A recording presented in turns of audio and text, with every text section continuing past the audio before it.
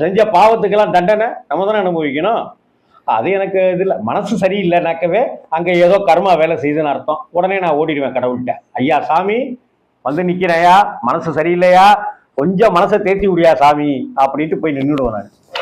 அதனால பாபாவுக்கு அடுத்த நாள் அந்த நண்பருக்காக அடுத்த நாள் புதன்கிழமை அன்னைக்கு தயிர் சாதம்லாம் ரெடி பண்ணி அந்த தயிர் சாதத்தில் இஞ்சி முதலானவற்றை எல்லாம் போட்டு திராட்சை மாதுளை முதலானவற்றை எல்லாம் சேர்த்து அதை தயிர் சாதத்தை பார்க்கும்போதே 4 வாய் சாப்பிடணும் அப்படின்னு எல்லாரும் ஆசைப்படணும் கிருத்தியா அப்படின்னு சொல்லியிருந்தேன்.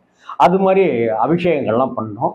எல்லா அபிஷேகங்களும் பண்ணி அதே போல 5 முக தீபத்திலிருந்து 16 முக தீபம் முதற்கொண்டு பாபாவுக்கு ஏற்றுற அளவுக்கு எல்லா தீபாராதனை தட்டுகளும் வாங்கி வச்சிருக்கோம்.